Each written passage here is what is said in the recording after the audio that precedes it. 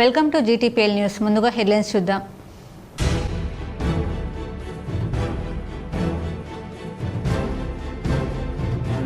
కాశ్మీర్లో ఉగ్రవాద దాడిని నిరసిస్తూ ప్రాణాలు కోల్పోయిన వారి ఆత్మకు శాంతి చేకూరాలని కరీంనగర్లో క్యాండిల్ ర్యాలీ.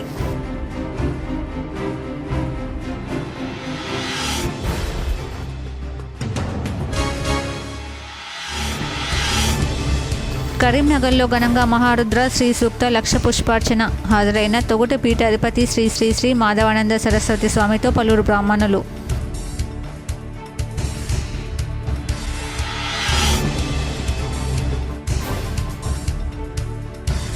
రైతుల సంక్షేమం కోసమే భూభారతి నూతన ఆర్ఓఆర్ చట్టంతో సాదా బైనామా దరఖాస్తుల పరిష్కారం. కరీంనగర్ కలెక్టర్ పమేల సత్పతి.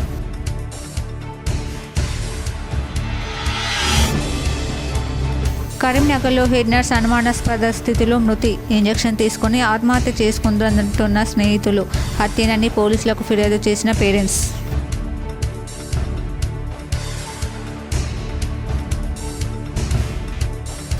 మహిళలకు స్వయం ఉపాధి అవకాశాలు కల్పించడమే ప్రభుత్వ లక్ష్యం. పెద్దపల్లి ఎమ్మెల్యే విజయరమణారావు.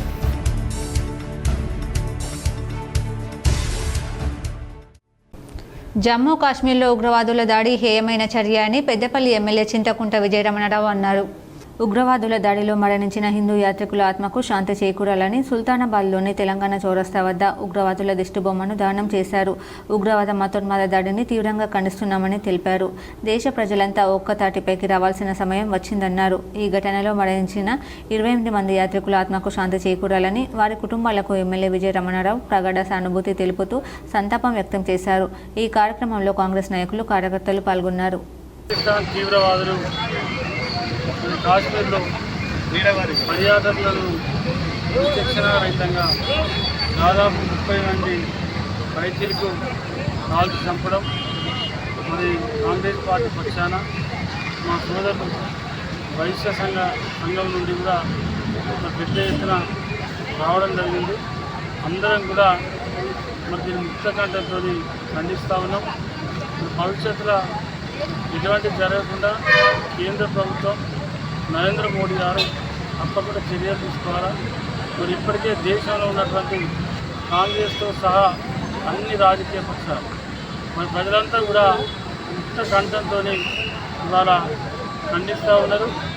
మరి ఏమాత్రం చిత్తశుద్ధి ఉన్నా మరి కేంద్ర ప్రభుత్వానికి తప్పకుండా పాకిస్తాన్ విడవలసి, పాకిస్తాన్ అవసరమైతే మీరు కేంద్ర ప్రభుత్వం ఏ చర్యలు తీసుకున్నా ఈ కాంగ్రెస్ పార్టీ శాసనసభ్యులుగా యావత్ ప్రజానికం మరి మేము తీసుకునేటువంటి చర్యలకు మద్దతుగా ఉంటుంది. ఏదో వాటినే మరి ఇంత పెద్ద ఎత్తున నాకు తెలిసి మన సైన్యాన్ని కోల్పోయాం, కానీ సామాన్య పౌరులను కోల్పోవడం దేశంలో ఇదే. మరి ఇంత పెద్ద ఎత్తున ఇది జరగడం అనేది మన నిజంగా కూడా దురదృష్టకరం. 5 సంవత్సరాల బాలుడు చనిపోయినటువంటి కుమారుడు మాట్లాడుతూ ఉంటే అంటే అక్కడ జరిగినాక 3 గంటలు కూడా ఆ బాబు. కరీంనగర్లో కరుడుగట్టిన 2 నేరస్తులను పోలీసులు అరెస్ట్ చేశారు. వారి నుంచి 255 గ్రాముల బంగారం, 10 లక్షల నగదును స్వాధీనం చేసుకున్నారు. బస్టాండ్లో ప్రయాణికులే లక్ష్యంగా చోరీలకు పాల్పడే చిగురు మామిడి మండలం నవాబుపేటకు చెందిన కంది సంపత్ రెడ్డిని అరెస్ట్ చేసి 150 గ్రాముల బంగారు ఆభరణాలు, 10 లక్షల నగదును స్వాధీనం చేసుకున్నారు. మరొకరు తాళాలు వేసిన ఇల్లే లక్ష్యంగా చోరీలకు పాల్పడే వరంగల్ జిల్లా అశోక్నగర్కు చెందిన సూర్యరవిని అరెస్ట్ చేసి 105 గ్రాముల బంగారం స్వాధీనం చేసుకున్నారు. ఇద్దరిని సిపి గౌసాలం సమక్షంలో మీడియా ముందు చూపించి స్వాధీనం చేసుకున్న సొత్తును ప్రదర్శించి వివరాలు వెల్లడించారు. సంపత్ రెడ్డి బస్టాండ్లో రద్దీగా ఉన్న బస్సుల్లో ప్రయాణిస్తూ ప్రయాణికుల బ్యాగుల నుండి బంగారు నగదును దొంగిలిస్తాడని తెలిపారు. గత ఫిబ్రవరి నుంచి 4 చోరీలకు పాల్పడ్డాడని సిపి చెప్పారు. ఇక వరంగల్ జిల్లాకు చెందిన సూర్యరవి ఇదివరకు చోరీ కేసులో అరెస్టై జైలుకు వెళ్లి వచ్చాడని, ఆయన తీరు మార్చుకోకుండా చోరీలకు పాల్పడి దొంగ సొత్తును అమ్మేందుకు యత్నించి పోలీసులకు చిక్కాడని తెలిపారు. వేసవి సెలవుల దృష్ట్యా తాళాలు వేసి ఊరికి వెళ్లేవారు తగు జాగ్రత్తలు తీసుకోవాలని సిపి కోరారు. సమీప పోలీస్ స్టేషన్లో సమాచారం ఇస్తే గస్తీని పెంచుతామని చెప్పారు. సమ్మర్ సీజన్ వల్ల వాళ్ళు డోర్ ఓపెన్ చేసి పడుకుంటున్నారు. దీనివల్ల ఏమైందంటే operator came went inside house, inmates ఉన్నారు కానీ ఎవరికి తెలియదు ఇట్లా జరిగింది. ఈ went inside house committed theft offence and పాడిపోయారు. మనకి సీసీటీవీ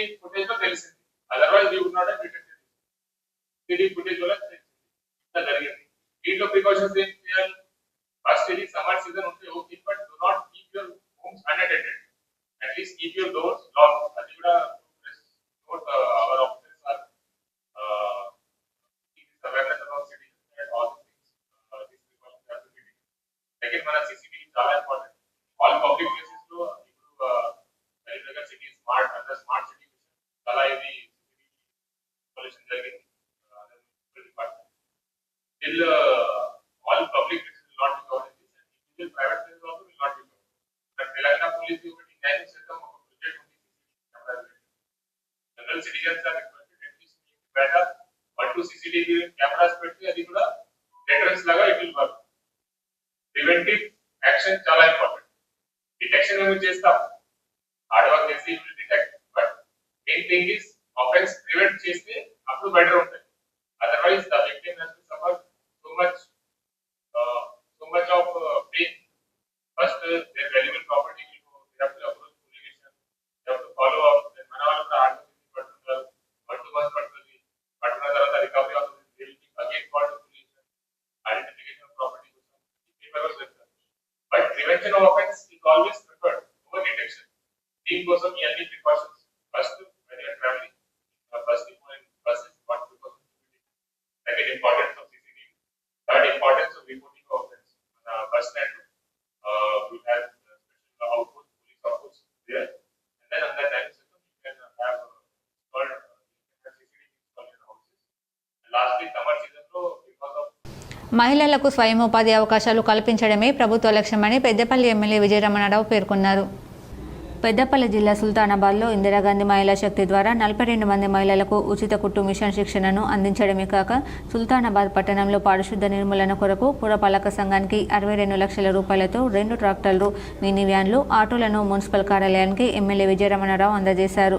గ్రామీణ ప్రాంతాలలో మహిళలు ఆర్థికంగా స్వతంత్రంగా ఉండడం కోసం ఉపాధి అవకాశాలు అవసరమని తెలిపారు. నైపుణ్యం లేక ఉపాధి దొరకడం కష్టంగా మారుతున్న తరుణంలో సమస్యను అధిగమించేందుకు కాంగ్రెస్ ప్రభుత్వం మహిళల కొరకు ఉచితంగా కుట్టు మిషన్ శిక్షణ కేంద్రాన్ని ప్రారంభించి మహిళలకు స్వయం ఉపాధి అవకాశాలు కల్పిస్తుందని తెలిపారు. మహిళలు నైపుణ్యాన్ని సాధించి అన్ని రంగాలలో నిలదొక్కుకోవాలన్నారు. మహిళలు ఆర్థికంగా ఎదగడానికి ఉచిత కుట్టు మిషన్ శిక్షణ కేంద్రం ఎంతగానో ఉపయోగపడుతుందన్నారు. ఇది మహిళల ఆర్థిక స్వావలంబనకు ఒక గొప్ప అడుగని ఎమ్మెల్యే అన్నారు. ఈ కార్యక్రమంలో జిల్లా గ్రంథాలయ చైర్మన్ అంతటి అన్నయ్య గౌడ్, వ్యవసాయ మార్కెట్ చైర్మన్ మినుపాల ప్రకాష్ రావు, మండల అధ్యక్షుడు చిలుక సతీష్, మాజీ మున్సిపల్ చైర్మన్ గాజుల లక్ష్మీ రాజమల్లు తదితరులు పాల్గొన్నారు. సంబంధించి మరి రాబోయే రోజుల్లో మహిళలను కోటీశ్వరులు చేయాలని చెప్పి ఇవాళ ఇక్కడ ఆటో కానీ మన మండల్ షెటర్లలో టిఫిన్ క్యాంటీన్ ఇనాగ్రేట్ ఛాయ్ హోటల్ కానీ తర్వాత అక్కడక్కడ ఇటువంటి కార్యక్రమాలు తీసుకొని మనం ముందుకెళ్తూ ఉన్నాం.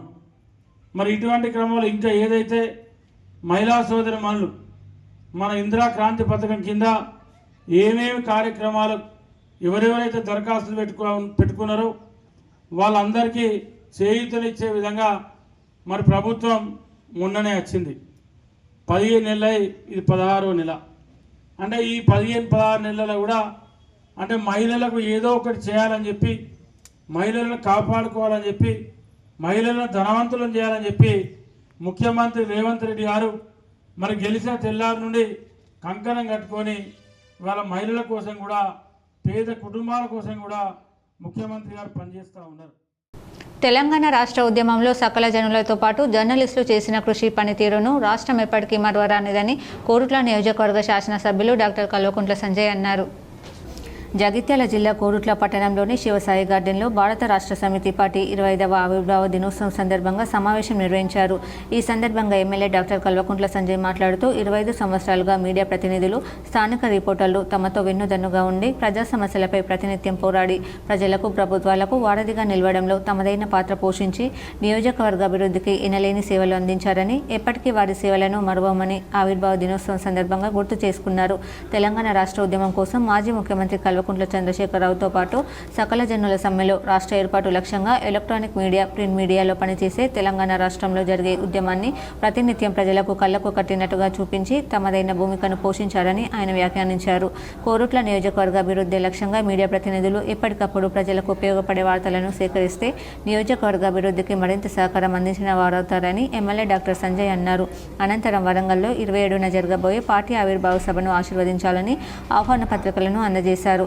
ఈ కార్యక్రమంలో ఎమ్మెల్యే డాక్టర్ కల్వకుంట్ల సంజయ్తో పాటు జిల్లా రైతు సమన్వయ సమితి మాజీ అధ్యక్షులు చీటి వెంకట్రావు, నాయకులు ఫహీం, ప్రభాకర్ తదితరులు పాల్గొన్నారు.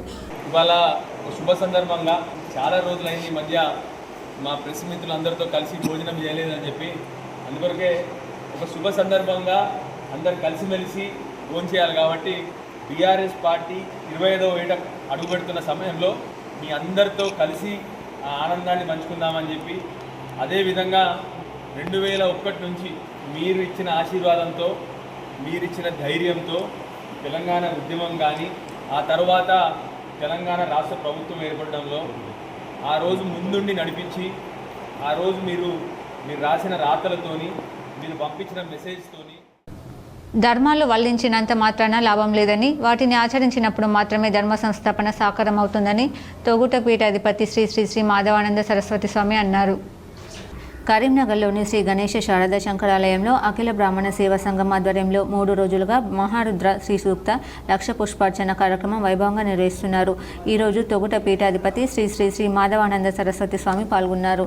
సుమారు 50 మందికి పైగా వేద పండితులు ఉదయం 8 గంటల నుండి నమ్మక చమ్మక సహిత రుద్ర పారాయణలతో పాటు శ్రీ సూక్త పారాయణాలు నిర్వహించారు. ఈ కార్యక్రమంలో పాల్గొన్న మహిళలు శ్రీమాత్రే నమః జపాన్ని కొనసాగించారు. ఈ సందర్భంగా శారదా అమ్మవారిని వివిధ పుష్పాలతో అందంగా అలంకరించారు. భక్తుల భగవన్మానవ స్మరణతో ఆలయ పరిసరాలు ఆధ్యాత్మిక శోభను సంతరించుకున్నాయి.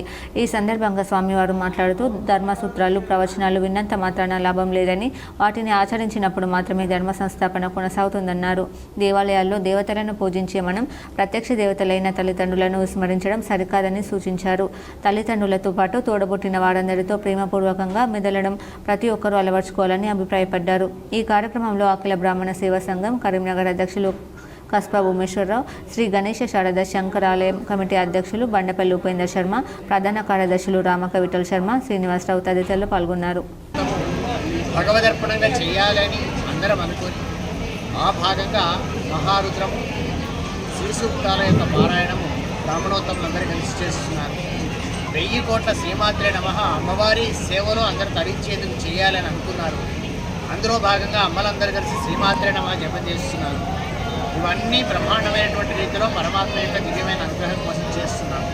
ఈ కృషి వెనుక ప్రతి వారి భాగస్వామ్యం ఉంది. ఇందులో చూస్తున్న వాళ్ళకు ఉంది, చూపిస్తున్న వాళ్ళకు ఉంది, మంత్రాలు చదువుతున్న వాళ్ళకు ఉంది, మంత్రాలు చదివి నేర్పిన వాళ్ళకు ఉంది, ద్రవ్య సహాయం చేసిన వాళ్ళకు ఉంది. ఎవరైతే కార్యక్రమం పూర్తిగా దిగ్విజయం కావాలనుకుంటారో వాళ్ళందరికీ ఎలాగుంది. బీఆర్ఎస్ 25 ఏళ్ల ఆవిర్భావం సందర్భంగా రజతోత్సవాల సభకు భారీగా సన్నాహాలు చేస్తున్నారు. డప్పు చప్పుడుతో దండోరా ఇంటింటికి తిరిగి సభకు రావాలని బొట్టు పెట్టి ఆహ్వానిస్తున్నారు. బీఆర్ఎస్ ఆవిర్భవించి 25 ఏళ్ళు అవుతుంది. రజతోత్సవ సభకు భారీగా సన్నాహాలు చేస్తుంది.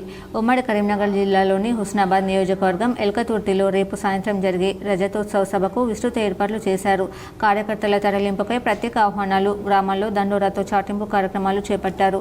గంగాధర మండలం బూరుగుపల్లిలో మాజీ ఎమ్మెల్యే సుంకే రవిశంకర్ డప్పు కొట్టి దండోరా వేయించారు. రేపు ఎల్కతుర్తిలో జరిగే బహిరంగ సభకు తరలి రావాలని దండోరా వేశారు. అటు సిరిసిల్లాలో ఇంటింటికి తిరిగి బొట్టు పెట్టి ఆహ్వాన లేఖలు అందజేశారు.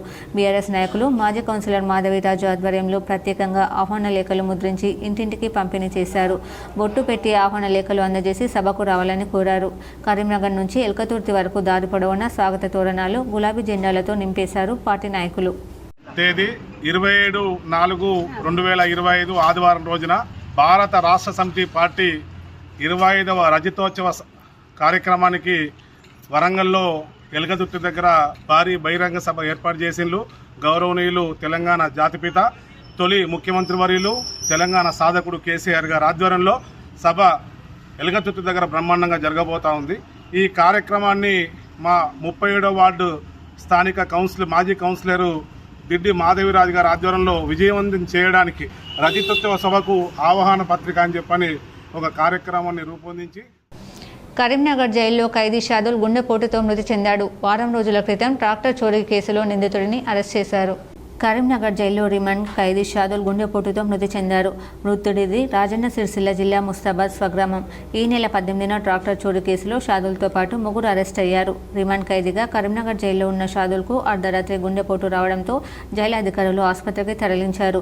చికిత్స పొందుతూ మృతి చెందాడు. షాదుల్ ముస్తాబాద్లో ఐకేపీ సెంటర్లో పనిచేసేవాడు. మద్యానికి బానిస కావడంతో పని నుండి తొలగించడంతో ట్రాక్టర్ చోరీ చేసి పోలీసులకు చిక్కాడు. రిమాండ్ కలదిక సమయంలో గుండెపోటు గురై ప్రాణాలు కోల్పోవడంతో కుటుంబ సభ్యులు కన్నీరు మున్నీరుగా విలపించారు. కాశ్మీర్లో ఉగ్రవాద దాడిని నిరసిస్తూ ప్రాణాలు కోల్పోయిన వారి ఆత్మకు శాంతి చేకూరాలని కరీంనగర్లో క్యాండిల్ ర్యాలీ నిర్వహించారు. తెలంగాణ రజక సంఘం జిల్లా అధ్యక్షుడు పూసల శ్రీకాంత్ ఆధ్వర్యంలో కరీంనగర్ చాకుల ఎల్లమ్మ చౌక్ వద్ద నివాళులర్పించారు. అమరులకు జోహార్లు, ఉగ్రవాదం నశించాలి అంటూ నినాదాలు చేశారు. ఈ సందర్భంగా తెలంగాణ రజక సంఘం రాష్ట్ర అధ్యక్షులు సంపత్ కుమార్ మాట్లాడుతూ దేశంలో ఉగ్రవాద దాడిని తీవ్రంగా ఖండిస్తున్నామన్నారు. మృతుల కుటుంబాలకు ప్రగాఢ సానుభూతిని తెలియజేస్తున్నట్లు తెలిపారు. దాడిలో గాయపడిన వారు త్వరగా కోలుకోవాలని కోరారు.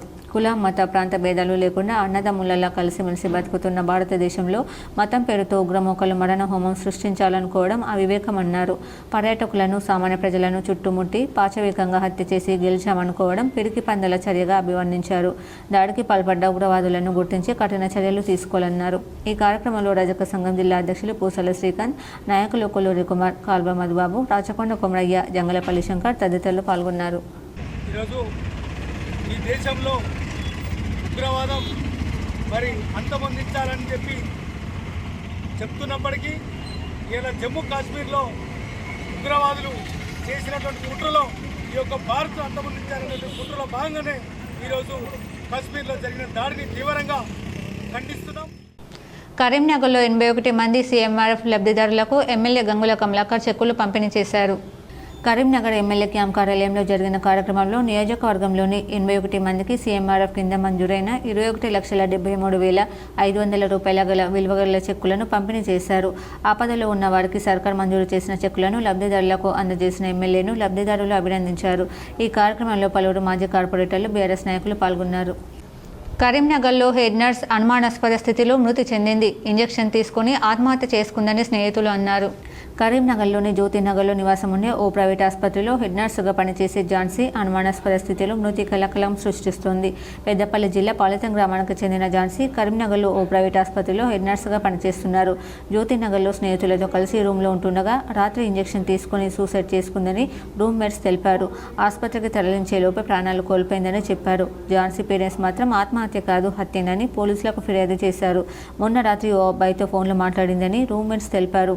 ప్రేమ వ్యవహారం ఆత్మహత్య చేసుకుని ఉంటుందని స్థానికులు భావిస్తున్నారు. టూ టౌన్ పోలీసులు అనుమానాస్పద మృతిగా కేసు నమోదు చేసుకుని విచారణ చేపట్టారు.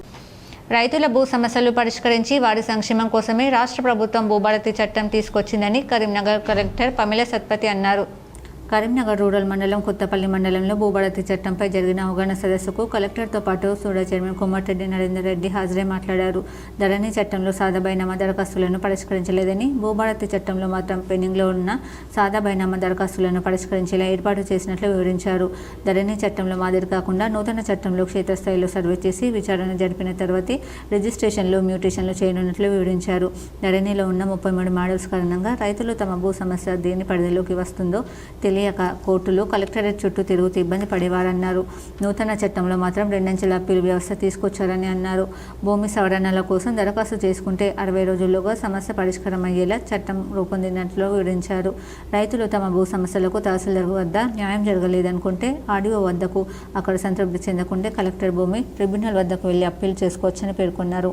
నూతన చట్టంలో ఆబాది, వ్యవసాయేతర భూములు, నివాస స్థలాలకు హక్కులు కల్పించనున్నట్లు వివరించారు.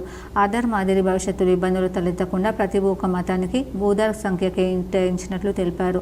ప్రతి గ్రామంలో ఏటా భూ మార్కుల రిజిస్టర్, చెరువులు, కుంటలు తదితర నీటి వనరుల రిజిస్టర్, ప్రభుత్వ భూముల రిజిస్టర్, పహాని వంటి రికార్డులను మెయింటైన్ చేస్తారని తెలిపారు. రాజన్న సిరిసిల్ల జిల్లాలో దారుణం జరిగింది. గంభీరావుపేట మండలం గజసింగవరంలో 2 మృతి కలకలం సృష్టిస్తుంది. గజసింగవరంలో ఉల్లి శ్రీకాంత్ ఇంట్లో తీవ్ర గాయాలతో మహిళా రేఖ మృతి చెందారు. శ్రీకాంత్ ఊరేసుకుని ఆత్మహత్య చేసుకున్నారు. 2 మృతిపై పలు అనుమానాలు వ్యక్తమవుతున్నాయి. రేఖను హత్య చేసి శ్రీకాంత్ ఆత్మహత్య చేసుకున్నట్లు పోలీసులు నిర్ధారించారు. ఒకే గ్రామం, ఒకే వీధికి చెందిన రేఖపై శ్రీకాంత్ అత్యాచార యత్నం చేయగా తప్పించుకునే క్రమంలో శ్రీకాంత్ ఆమెను హత్య చేశాడని, ఆపై భయంతో తాను ఆత్మహత్య చేసుకున్నాడని సిఐ శ్రీనివాస్ తెలిపాడు. రేఖ భర్త ఫిర్యాదుతో కేసు నమోదు చేసి దర్యాప్తు చేస్తున్నట్లు సిఐ ప్రకటించారు. కాశ్మీర్లో పర్యాటకులపై ఉగ్రవాదుల దాడిని నిరసిస్తూ బీజేపీ ఆధ్వర్యంలో పెద్దపల్లి జిల్లా సుల్తానాబాద్లో బంద్ పాటించారు. వర్తక వ్యాపార సంస్థలు, హోటళ్లు స్వచ్ఛందంగా బంద్ పాటించాయి. బంద్ను బీజేపీ సీనియర్ నాయకులు ఎస్ కుమార్, మాజీ జడ్పీటీసీ గుర్రాల లావణ్య, మల్లేశం నాయకులు మిట్టపల్లి ప్రవీణ్, పట్టణాధ్యక్షుడు కూకట్ల నాగరాజు, బుర్ర సతీష్, సంతోష్ పర్యవేక్షించారు. పాకిస్తాన్ ప్రేరేపిత ఉగ్రవాద సంస్థలు తమ ఉగ్రవాద చర్యలతో భారతదేశాన్ని అస్థిరపరిచేందుకు ప్రయత్నిస్తున్నాయని విమర్శించారు. గతంలో ఇలాంటి దుశ్చర్యలకు పాల్పడ్డ ప్రతిసారి మన దేశం గట్టి సమాధానం ఇచ్చినా పాకిస్తాన్కు బుద్ధి రాలేదన్నారు. ఈసారి పర్యాటకులు, ప్రత్యేకించి హిందువుల లక్ష్యంగా చేసి కాల్చి చంపడం మానవత్వానికి మాయని మచ్చగా మిగిలాయని అన్నారు. ఇలాంటి దుశ్చర్యలకు చరమగీతం పాడేందుకు పాకిస్తాన్కు తగిన గుణపాఠం చెప్పాల్సిన అవసరం ఉందన్నారు. అంతా కూడా మానసికంగా విలపిస్తున్నారు. 140 కోట్ల మంది ప్రజలు ఆ ఘటన పట్ల ఐక్యమత్యంతో బయటికి కదిలేరు. ఇది ఇప్పుడు కాదు, ఈ ముస్లిం మత ఛాందస్తవాద ఆలోచనతో ఉన్నటువంటి పార్టీలన్నీ కూడా వాళ్ళని ప్రేరేపితలాగా, వాళ్ళకు ఆశ్రయం ఇచ్చేలాగా, వాళ్ళందరికీ కూడా మద్దతు పలికేలాగా పార్టీలు కొనసాగడం వల్లనే ఇదంతా కూడా పెట్టినాయి. కానీ నరేంద్ర మోడీ గారు రావడంతో వాళ్ళ పండగలు పూర్తిగా ఆగిపోయినాయి. కాంగ్రెస్ పార్టీకి చెందిన నాయకులందరూ కూడా అనేక సార్లు పాకిస్తాన్ టీవీకి ఇంటర్వ్యూస్ కూడా చాలాసార్లు మాట్లాడినారు. అక్కడ ఒక వ్యక్తి ఉన్నాడు, ఆ వ్యక్తి వెళ్ళేదాకా కూడా మన ఆగడాలు సాగాయని చెప్పని కాంగ్రెస్ పార్టీ పెద్ద నేత ఒక టీవీకి ఇంటర్వ్యూ చేసి మాట్లాడిన విషయాన్ని మనం అసలు గుర్తు తెచ్చుకోవాలి. ఇటువంటి వాళ్ళందరూ కూడా అనేకమైన దుశ్చర్యలకు ఎన్నిసార్లు పడినా కూడా చర్చల పేరు మీద కాలయాపన చేశారు.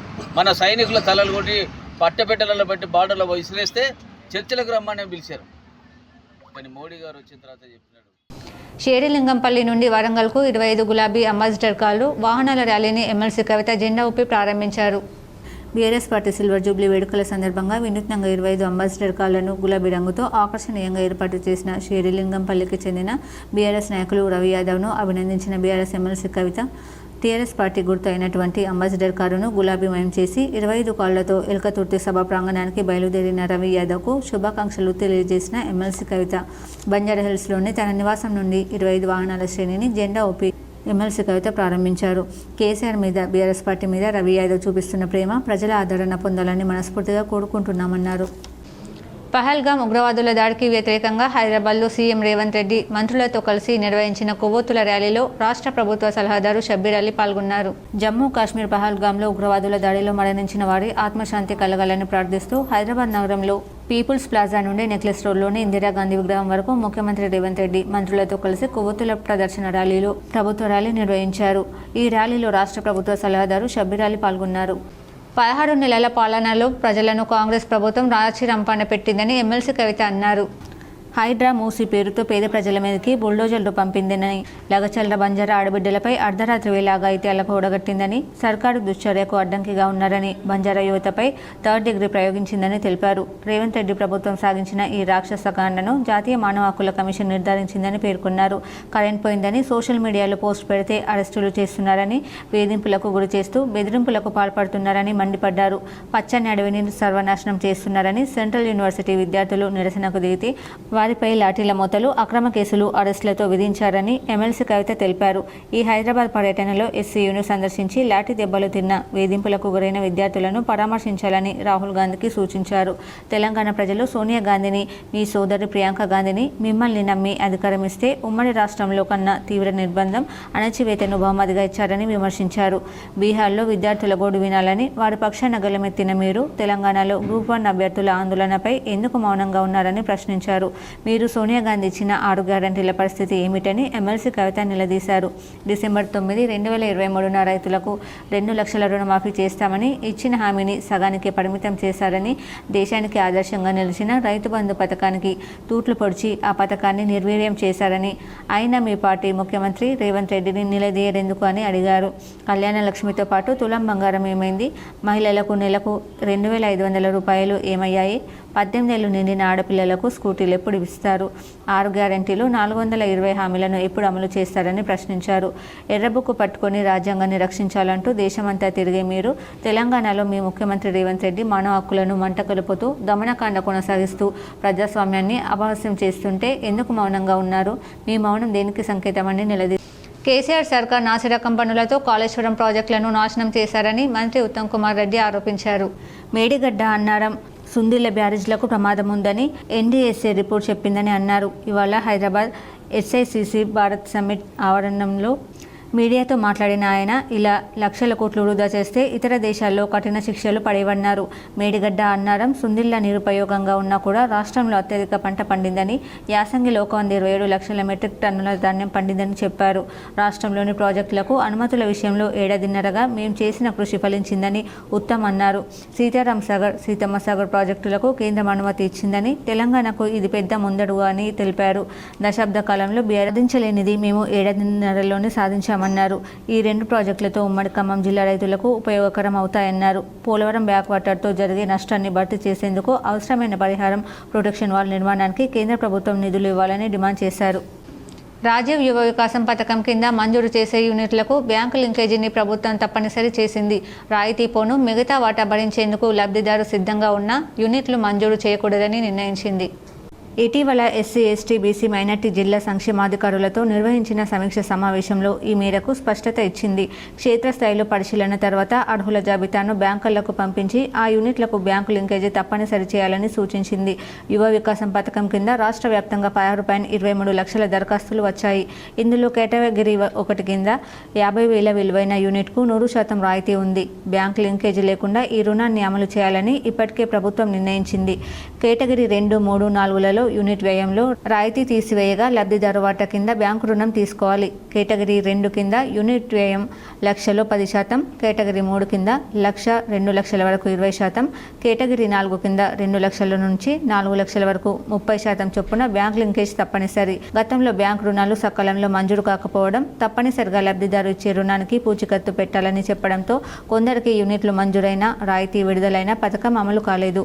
ఈ తరహా పరిస్థితులను అధిగమించేందుకు యూనిట్ వ్యయంలో రాయితీ తీసివేయగా మిగతా మొత్తాన్ని సొంతంగా భరిస్తే యూనిట్ మంజూరు చేయాలన్న చర్చ జరిగింది. ఈ తరహా విధానంతో పథకం లక్ష్యం నెరవేరదని, స్వయం ఉపాధి పథకాలు పక్కదారి పట్టే అవకాశాలున్నట్లు ప్రభుత్వం భావించింది. పథకం కింద ఎంపికైన వారికి తప్పనిసరిగా బ్యాంకు రుణం ఇవ్వాలని డిప్యూటీ సీఎం బట్టి విక్రమార్క ఇటీవల బ్యాంకులను ఆదేశించారు. రుణం కింద బ్యాంకులు 1600 కోట్లు భరిస్తే దాదాపు 5 లక్షల మందికి స్వయం ఉపాధి యూనిట్ మంజూరవుతాయని తెలిపారు. వార్తలు ముగించే ముందు హెడ్లైన్స్ మరోసారి.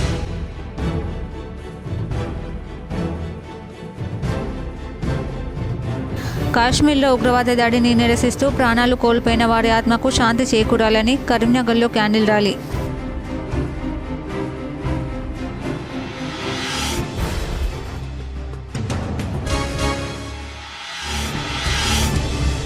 కరీంనగర్లో ఘనంగా మహారుద్ర శ్రీ సూక్త లక్ష పుష్పార్చన. హాజరైన తొగుట పీఠాధిపతి శ్రీ శ్రీ శ్రీ మాధవానంద సరస్వతి స్వామితో పలువురు బ్రాహ్మణులు.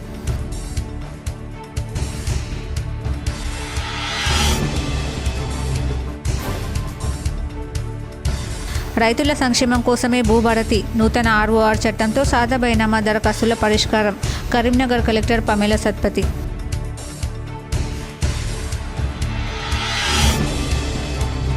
కరీంనగర్లో హెడ్ నర్స్ అనుమానాస్పద స్థితిలో మృతి. ఇంజెక్షన్ తీసుకుని ఆత్మహత్య చేసుకుందంటున్న స్నేహితులు.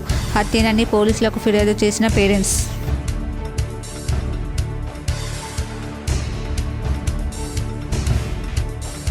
మహిళలకు స్వయం ఉపాధి అవకాశాలు కల్పించడమే ప్రభుత్వ లక్ష్యం. పెద్దపల్లి ఎమ్మెల్యే విజయరమణారావు.